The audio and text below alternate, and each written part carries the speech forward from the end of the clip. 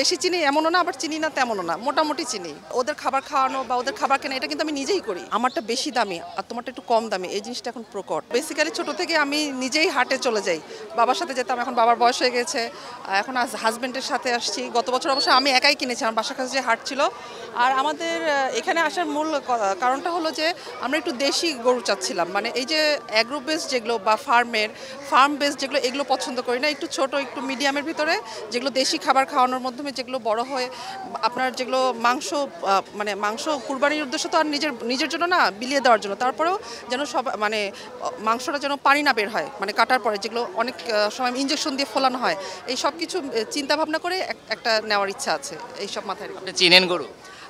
খুব বেশি চিনি না, সেটাও না, আবার একেবারে যে চিনি না, বেশি চিনি এমনও না, আবার চিনি না তেমনও না, মোটামুটি চিনি। চাহিদা মতো দেখছেন এখানে আছে? হ্যাঁ, এখানে বিভিন্ন রেঞ্জের আছে, যারা অনেক বড় গরু পছন্দ করে থাকে না। আমার যেমন কাজিনরা খুব বড় গরু কিনবে, বুঝছেন, হ্যাঁ এত টাকা দিয়ে কিনেছি বা এত রেঞ্জের, এত লাইফ ওয়েটা এত। আমাদের ওরকম ক্রেজিনেস নাই, মানে আমার ফ্যামিলির কথা বলছি। আমরা একটু ছোটোর মধ্যেই মিডিয়াম সাইজের, যেন গরুটা সফট হয় বা ঘরোয়া হয়, গৃহস্থের হয়, সেভাবে আমরা নিতে চাচ্ছি। পছন্দ করতে পেরেছেন? একটা পছন্দ করেছি, তো আমার বাজেট আবার একটু মিড রেঞ্জের, তো আবার একটু পরে আজকে দেখলাম গরুর উদ্দেশ্যে এসেছি, এরপরে আবার একটু ছাগলের উদ্দেশ্যে আসবো। তো ওইটা বোধহয় আপনার চাচ্ছে 95, আপনার 100 কেজি প্লাস হবে, 10 কেজি 110 কেজি হবে। তো ওটা আমরা 75-80 বলছি, তো ওইটা একটু মিসম্যাচ হয়েছে, আবার দেখছি, দেখা যাক কী হয়। দাম কেমন মনে হচ্ছে?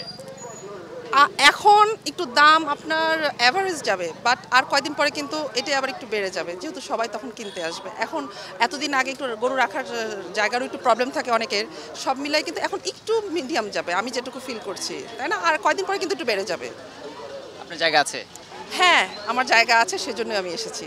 কারণ করে একটু দিতে পারলে। হ্যাঁ, ওটাও কিন্তু ভালো লাগে, ওদের খাবার খাওয়ানো বা ওদের খাবার কেনা এটা কিন্তু আমি নিজেই করি।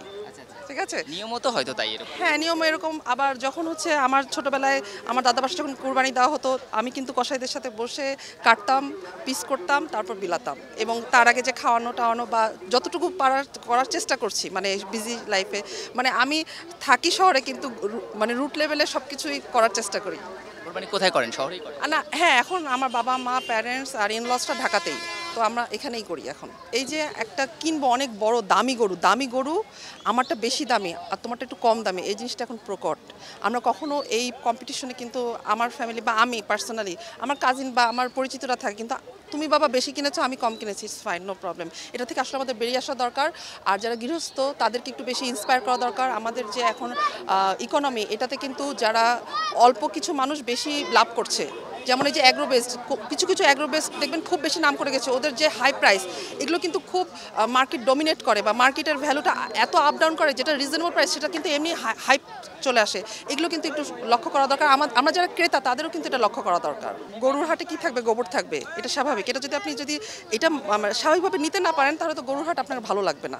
তো এনভায়রনমেন্টটা তো এখানে এরকমই। এখন আমি যদি আমার এই ডিজিটাল বাংলাদেশের সাথে বাইরের দেশের কোরবানির সিস্টেমের কম্পেয়ার করি, সেটার সাথে তো এটা ম্যাচ করার কিছু নেই। আমরা এইভাবেই রাখতে পছন্দ করি, কুরবানি এভাবেই দিতে পছন্দ করি, বা কুরবানি এই মার্কেট বা এই যে হাট এভাবেই দেখতে পছন্দ করি। তো আমার জন্য ঠিক আছে। এখন আদার্স যারা এখানে থাকে, যারা কেনাবেচা করছে, আপনার স্যানিটারি বলতে হচ্ছে আপনার যে টয়লেটের ব্যবস্থা বা এগুলো একটু উন্নত করলে ভালো হতো।